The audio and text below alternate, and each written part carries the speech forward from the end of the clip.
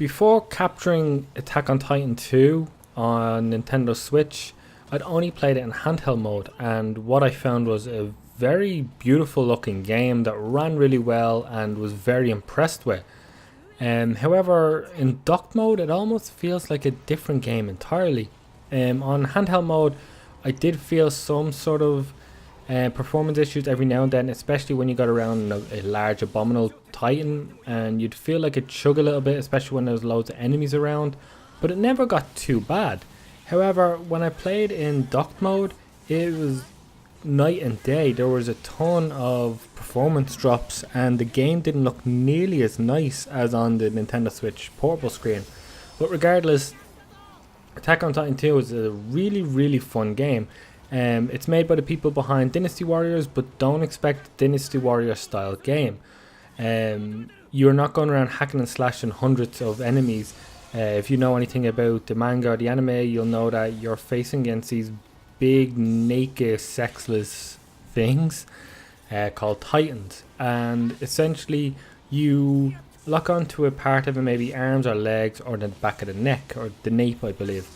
And basically, you just take them down one by one. But what makes Attack on Titan 2 incredibly fun to play is its movement and momentum system. I was really pleasantly surprised by how good this feels and plays.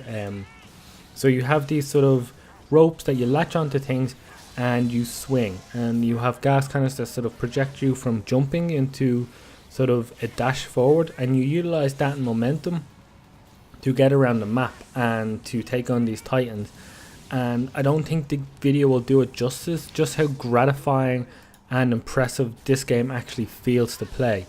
And the reason why I brought up the visuals at the front and the performance is it is the one thing I feel that lets this game down. If you played the other side of things is if you played the first Attack on Titan game that released 2 years ago, a lot of it is recycled here in the story mode, which is a bit disappointing. There are some new stuff, but it takes a while to get there.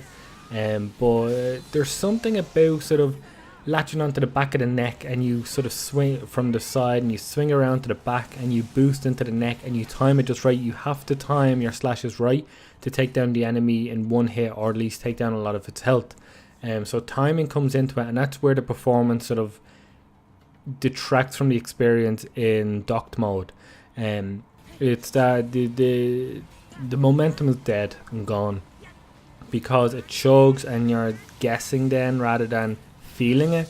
Like, you kind of see visual representation of here's when I should sort of press the button to slash or boost or whatever, and when the game starts chugging and sort of doesn't feel good, that sort of hinders the experience. And you can get kind of I don't know, you can get kind of put down from feeling like you're missing your timing when you really shouldn't, because the game isn't performing. However, if you're playing this game on Nintendo Switch, I would highly suggest you play it on portable mode. It is so much better in portable mode than it is in docked, I feel. There's a fair amount of content here. Like any Omega Force game, there's a fair bit of repetition. But I still really like this game because it has that open world feeling of a Dynasty Warriors or whatever game, but it doesn't play that way, and it plays very uniquely to the point where I just found it very easy to move from mission to mission to mission, because I wanted to get out with my rig and swing and dash and slash the back of the necks of those damn titans. And what's fun as well is you can target them, and some of them will have like a gold symbol on maybe their knee or their elbow, and if you take off that part of the body, you will earn items, and items can be used to upgrade your equipment. You may see like side missions on the map where if you go and you save people, they'll be added to your squad for that mission, and they will be ratings from D up to S or S plus, I think.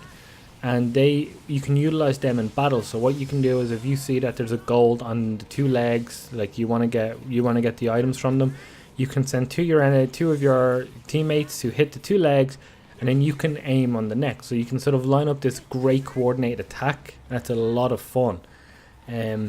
It's, I think in conclusion, Attack on Titan 2 is definitely not only for people who like the anime. I think if they're looking forward to a sort of a hack and slash or an open world fighting game, but want something quite different because I don't feel like anything plays or feels like Attack on Titan. And I think that's probably his best thing, its best selling point, is that this is a familiar looking game in terms of its structure, but it plays so differently and uniquely that I found it so hard to put down.